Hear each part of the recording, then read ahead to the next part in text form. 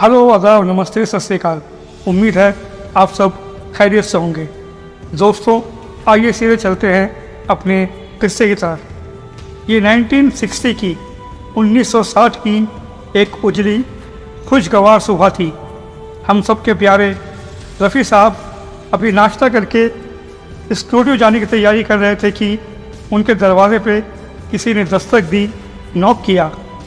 दरवाज़ा खोल कर देखा, बाहर फिल्म कोहिनूर के प्रोड्यूसर वीएम सिन्हा एक शर्मिंदगी, एक गिल्ट में मुब्तला थे और वो फूलों का एक गुलदस्ता और तोहफ़ा लेके रफ़ी साहब से मिलने आए थे ताकि वो उनसे माफ़ी मांग सकें।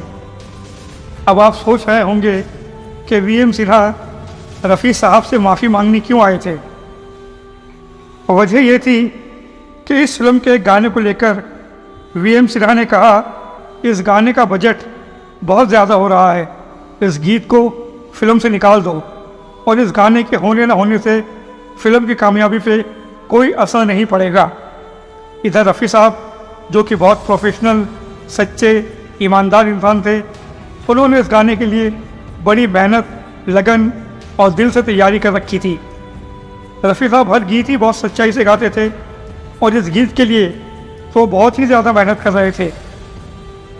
जब रफ़ी साहब को इस बात का पता चला कि प्रोड्यूसर वीएम सिन्हा पैसों की वजह से इस गीत को फिल्म में नहीं रखना चाहते, तो उन्होंने वीएम सिन्हा को एक पैगाम, एक मैसेज भेजा।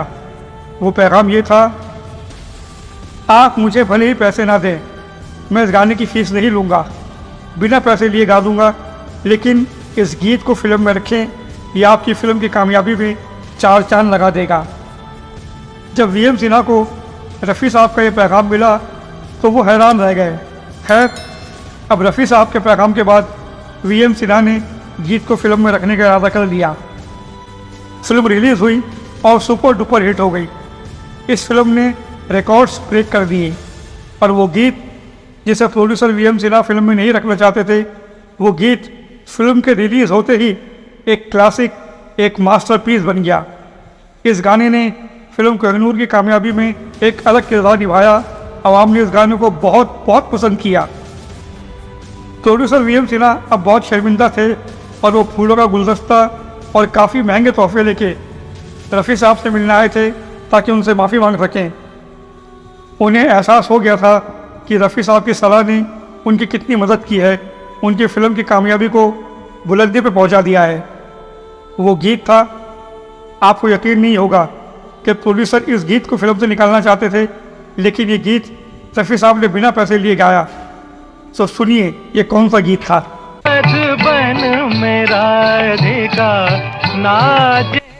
इस गीत में कुमकुम साहिबा का डांस, रफ़ी साहब की जादुई गायकी और फिर द ग्रेट लेजेंडरी दिलीप साहब की बेमिसाल परफॉर्मेंस ने इसे एक कभी ना भूलने वाला गीत बना दिया। रफ़ी साहब बहुत नेक, सीधे सच्चे इंसान थे, लेकिन थे तो वो भी इंसान ही। वो भी वीएम सिन्हा से थोड़ा नाराज़ थे। रफ़ी साहब ने वीएम सिन्हा साहब से सिर्फ फूल लिए और तोहफे वापस लौटा के कहा, मुझे इन गिफ्ट्स, इन तोहफ़ों की ज़रूरत नहीं, मुझे मेरा तोहफ़ा जनता ने, आवाम ने दे दिया है। मेरे गीत को इतना प्यार देकर, उसे स्वीकार करके जनता ने जिस अटूट प्यार का इज़हार किया है, वो मेरे लिए सबसे बड़ा तोहफ़ा है, सबसे बड़ा इनाम है। रफ़ी साहब के इस जवाब ने उनके किरदार, उनके चरित्र को दिखाया और दिखाया कि उनका उनकी जनता, उनके चाहने वालों के साथ कितना मजबूत, अटूट रिश्ता है।